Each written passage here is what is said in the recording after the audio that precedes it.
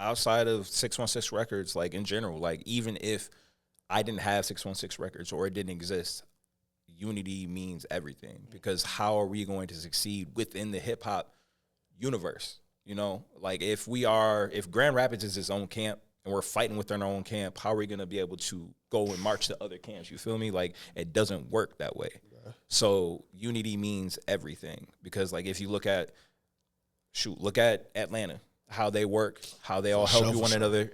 Like they're all in the studio together, all making songs together, all of that. And then like you can see it right now. You can't go to Atlanta and talk trash about Atlanta without. For sure. You can't go to Detroit and talk trash about Detroit. Right. Detroit's another example. And then like, another thing is like, since the whole Kendrick thing, you got LA doing the same exact thing. That was already before he did that. That was already, you ain't going to LA talking crazy. Oh yeah.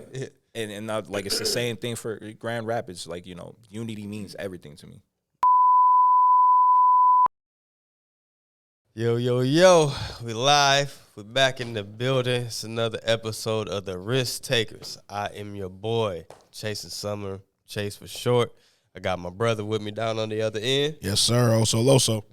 And we got as always, another great episode. Today, we got the brothers from 616 Records to my right. I got my boy. Introduce yourself. So my name is Teyland, artist and CEO of 616 Records, and right here to my right, Cameron, I'm DJ Cambeezy in the group. I'll DJ.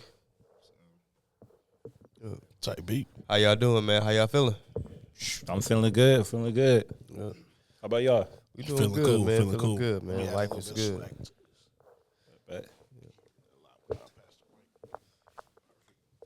Yeah, feeling good, man. It's a great day. Great day to be alive as always, man. So Sure.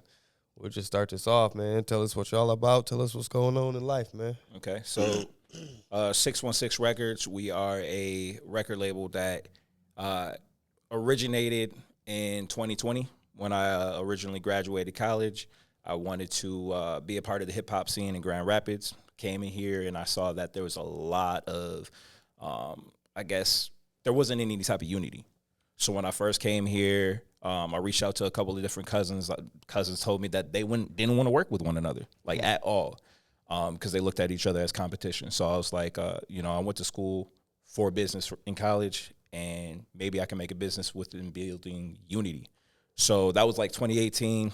Took a couple of different years just to learn the culture within Grand Rapids hip hop and stuff like that. Like I had, the tutelage, and I was understudy of like Man Child and Shadow, Shorty Ty, stuff like that. All of them, the OGs, the legends. Yes, sir. So like those were the OGs, and Man Child is like my uncle. So like, learned the culture from him, and I'm like, might as well just go around and like build this company. So 2020, we built 616 Records. We started making shows where we would get artists, several artists, and tell them like, look at this. You see this crowd, like we got 200 people at this venue, where if it was just you, maybe 5, 10, but we got 200. So imagine what it would be like if we had unity. So that's basically 616 Records, and we were just building upon that. Cam.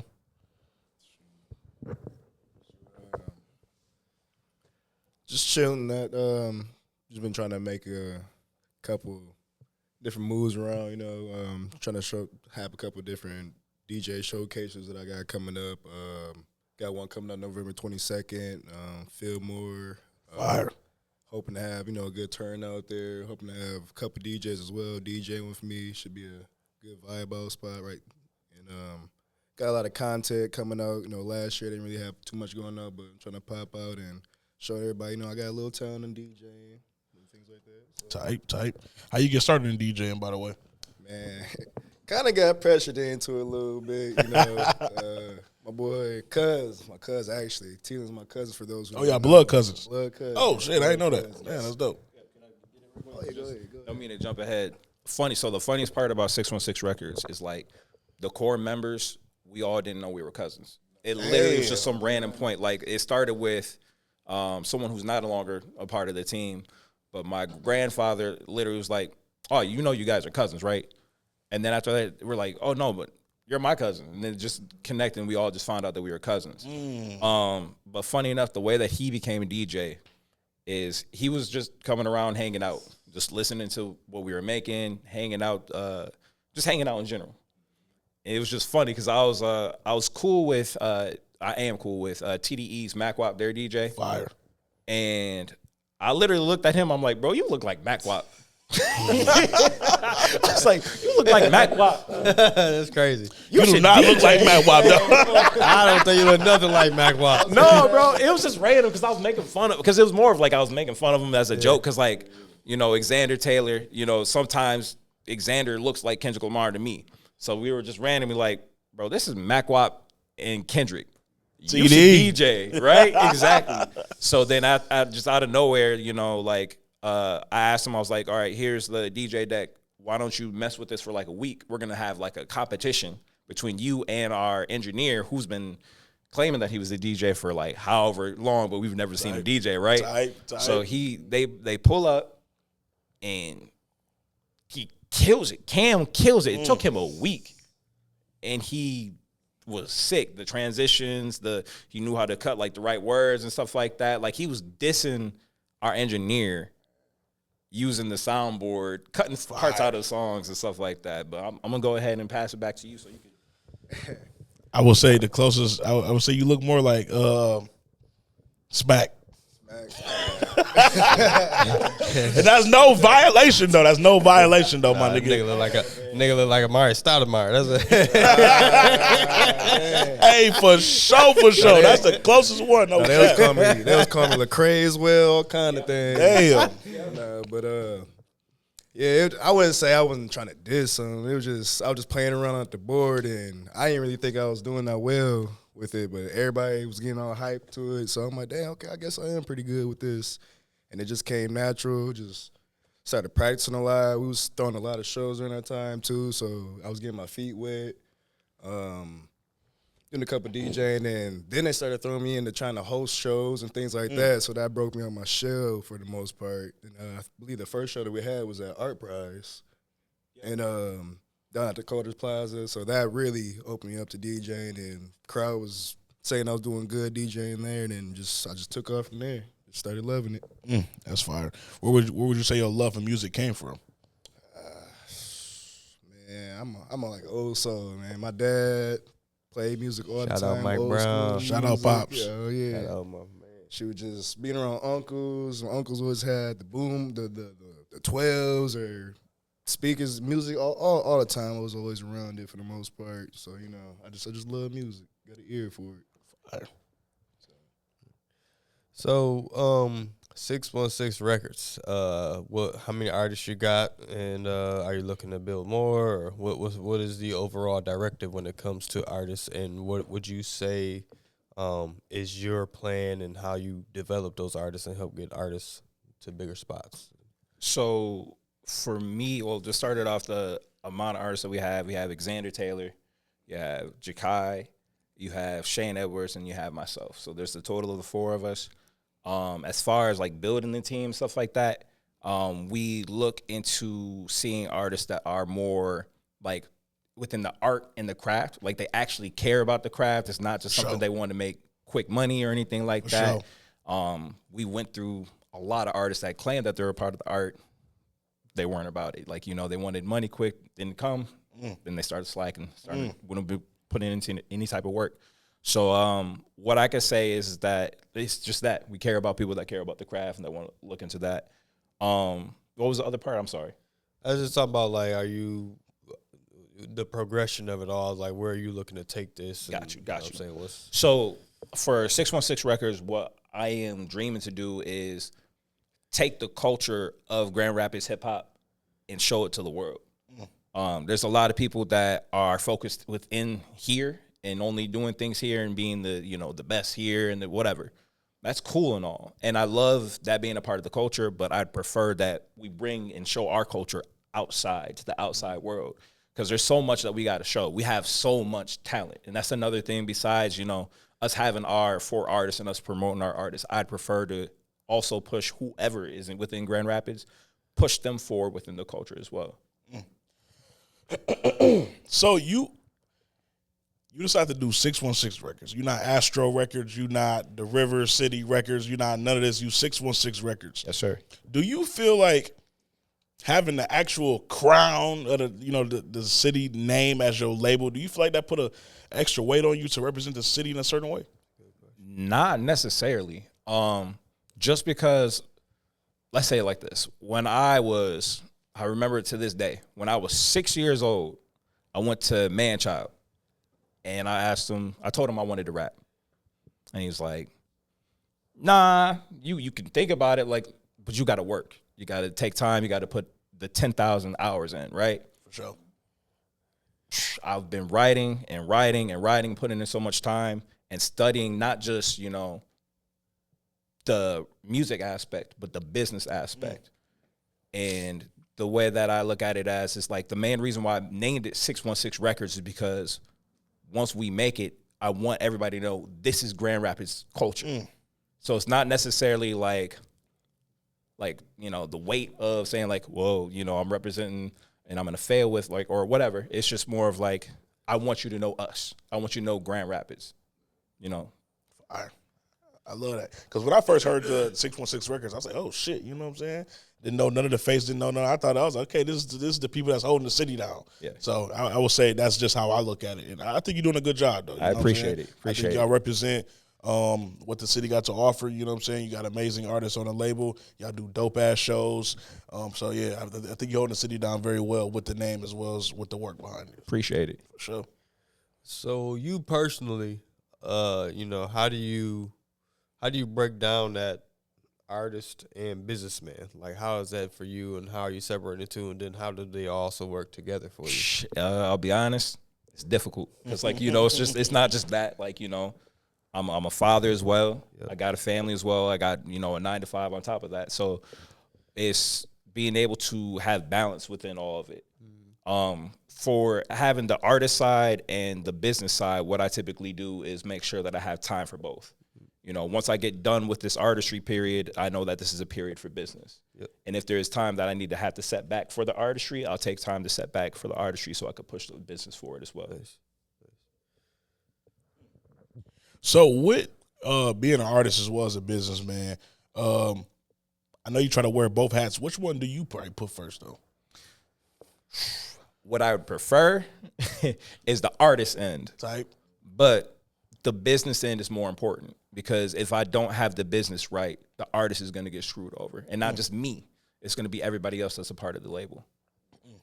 Brendan actually, Jason actually sent me a video the other day. It was like a chart where people fall in line as far as if they care more about the artistry first or his business first, and if they in it for the commerce or if they in it for just creating art. What would you say if you were not running the label? What would you say you fall in that part? Is it the money first, then artistry, or is it artistry always first? Artistry always first.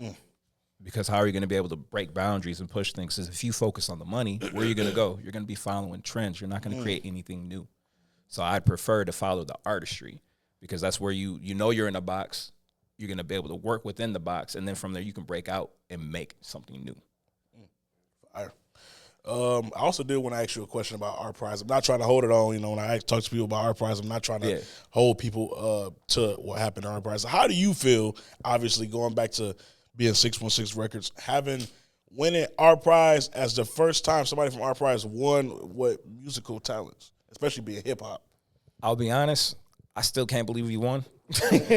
I'm serious because, I was just happy that we were nominated, and I was like, all right, cool, we're here, we're going to perform and all that.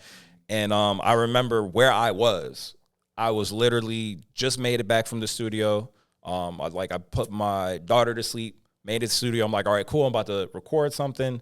Shane Edwards was there, Cam was there, and then I got a text, we won. I'm like, no, we didn't. That didn't make any sense. No, I'm like, with music, this is art. They care about only paintings or something super extravagant. They're not gonna care about hip hop. But then it set in. I saw the videos, I saw the photos, and I was just like, we did it. Yeah. So I could just say it was just mind blowing. Type. Yeah. So let's go into Rap Ave. Yes, sir. The concept. How do we get from? Where did the idea come from? whole concept to implementation. Break all that down for us. Got you. So Rap Ave, it was basically just the idea of something that we usually do is where we get a showcase of artists within Grand Rapids, or in the Grand Rapids area. I mean, you can count like Kalamazoo or what have you. Shout out 269, my people. Yes, sir. But basically, we were like, all right, we have our bigger shows where we try to get at least 300 people. We want to do something that could be easier, more manageable, and it really is more cost effective. So we just came up with the idea of making Rap Ave because we're like, all right, well, we got the Art Rat. This brings people in downtown Grand Rapids, so that adds more to the culture, especially if we get more people that are outside of Grand Rapids. They get to see downtown.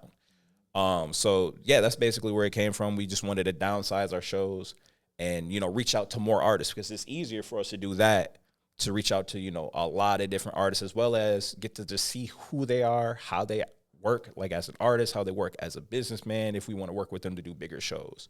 So yeah, That's hard. appreciate it.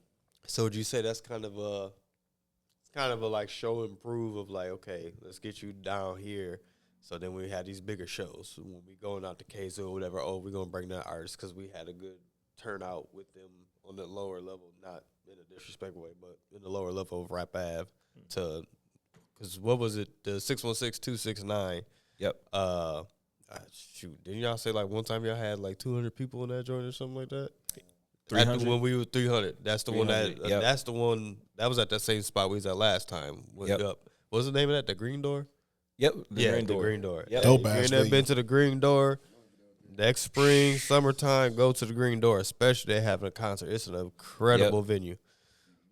But fire. So what? When was y'all first show out there? And is that the one where y'all had the 200 people, or how did that all turn out? So the first show we had there wasn't officially ours. It was actually big shout out to Headband Henny. Yeah, shout out Headband Henny. It was it was his Purple release show. So like I was invited to be the one of the openers before he got on stage, and it was packed. Like we had 300 people.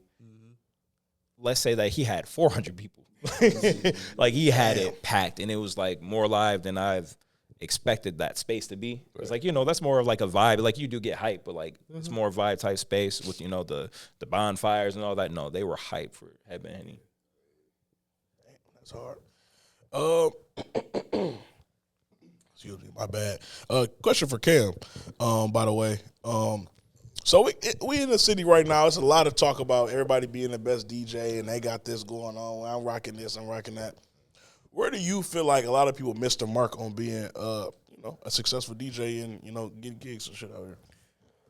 I would say just more so just networking, being collabing with other DJs and things like that. Never just try not to hate on each other for the most part.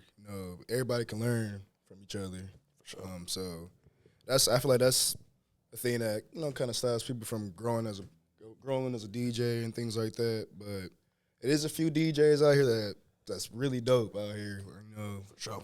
I can name a few right now, but I'm not going to go through all that because I don't want to leave some people left out, things like that. That's valid. Y'all know who y'all is at the crib. Y'all know y'all is. But yeah, that's just like the main thing. Just people really need to create a bond for the most part, and also just getting your name out there, content. That's another thing. Just build on that. Just go to different cities as well. Get your name in different cities. Just that's like the main gist of it, For sure. Either one of y'all can answer this one. We are in a time of personal brand as well as brand aesthetic in full, and 616 Records definitely has a dope aesthetic. How much time did you take, putting that down together, with the black and white theme and the way y'all post and the way y'all hold y'all shows? How much time did it take for you to come up with that solid foundation with building this aesthetic for your brand? Man, all I can say is it's a big shout out to Jordan Hussey. Shout out That's Jay Huss. our creative director. Let's say me and him probably spent 3-4 months sitting down, talking about what's the brand, how do we want to move forward, how do we want to make posts, how do we want like our voice, when we make posts, what is it going to sound like, whenever we drop videos, what is it going to look like, just all of that. We took like I said, 3 to 4 months on that. We even built like a 65-page manual. We shrinked it to 8 pages. Shout out ChatGPT. Shout out ChatGPT. Because they shrunk it down to 8 pages for us, so we can make sure that we keep that voice and it's, something that sticks with the brand. That's dope. So I recently sent him something the other day, since we're talking about brand, and it said, if you could describe your brand in 3 words, how would you describe 616 Records in 3 words? So what I would say, funny enough, I don't want to use those. At first, I was going to say like black and white, since we only have things in black and white. Expressive words, if you could. No, I got you. So that's one of the words I was going to use was expressive, artistic, and unity would be the words that I would use. Great. Cam, you wanna drive? Absolutely. I would love to hear him answer. I'm the same as you for the most part. Unity, just respect for the most part. We got a good image of ourselves.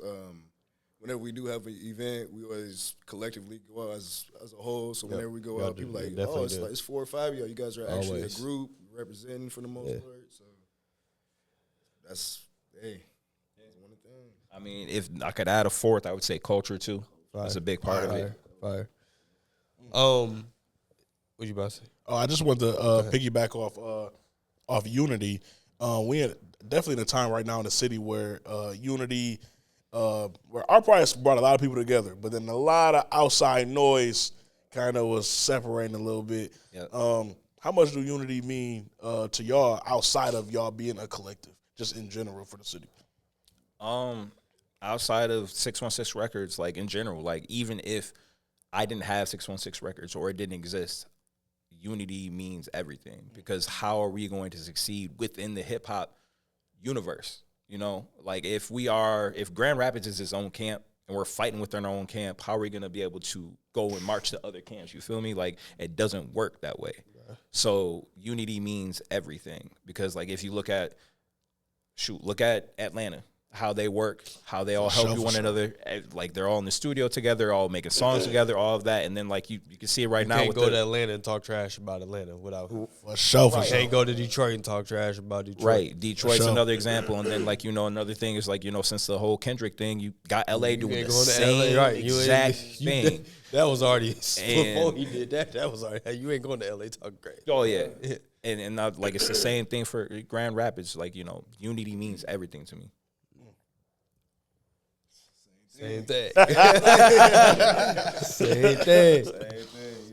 Especially, unity for sure with us, because like I said, we're all pretty much family. So that's where I was about to go to. You talking about within the 616? Yeah. 616. So we all are on each other's.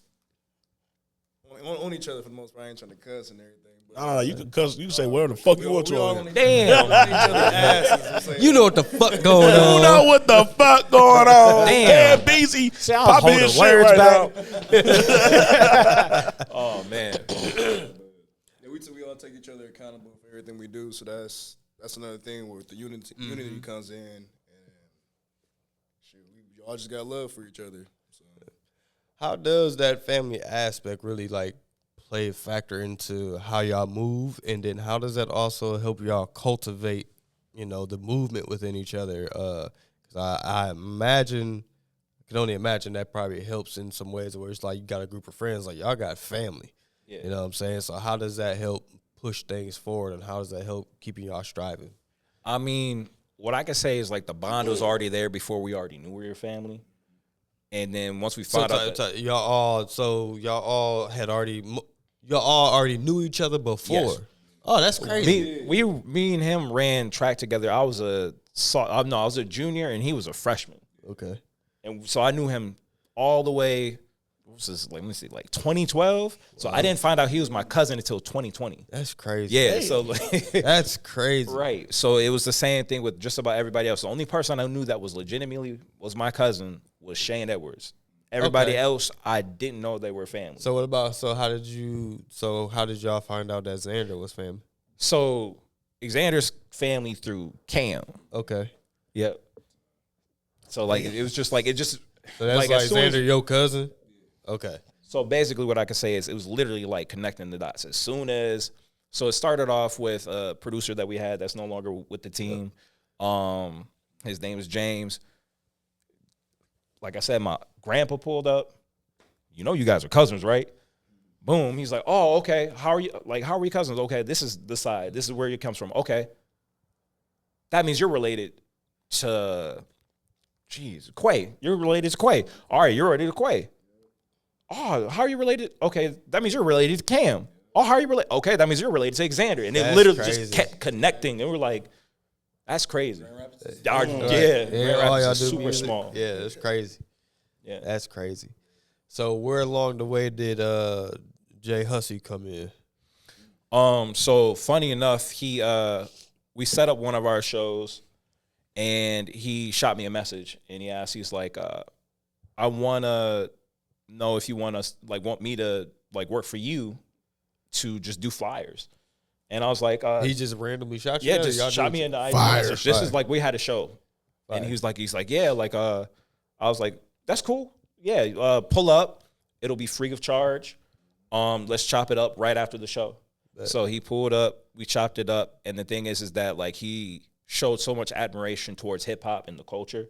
I was like, instead of you just being, you know, something like, all right, I'll pay you for a flyer. Why don't you pull up to one of our studio meetings? Pulled up and he matched us. Like he was just really cool with mixing in with the team. And what we ended up doing, it was like I just randomly asked him, like, you want to be a part of the team? Like, instead of just creating flyer, like, I mean, we'll just pay you for one flyer or two. Why don't you work with us and we can create a whole thing? And fire. And he was just like, turned into our creative director. You guys mean you accept me? Yeah, man. The thing is, he's one of the biggest parts of the label for the most part. You know, he's a great addition to us. So yeah, I can tell. We appreciate him a lot for a lot of things that he do for us. Yeah, and our harshest critic, like everything, like, you know, like we have something visual, he's like, I don't like that angle, I don't like this, I don't like all of that, you know. Yeah. That's dope as hell. What about Leak? How Leak get in the mix too? Oh yeah, Got you. Yeah, so Leak was really good friends with Jordan in high school. Okay. And we were doing a video for Don't Be Like Me. It's unreleased. We were working on this video, and Leak just randomly reached out to Jordan. He's like, I actually want to get into videography and photography. And Jordan's like, you know what? Pull up. That's usually how we get people on the team that are not like a part of the family like that. Is like literally just pull up, hang out with us, let's see how it goes. So he pulled up, started taking photos and stuff like that. He got to see what it was like. That was literally his first shoot before he did any videos, any like photography, any of that. So that happened. He had a good experience, and then eventually he joined the team. Damn, that's fire, man.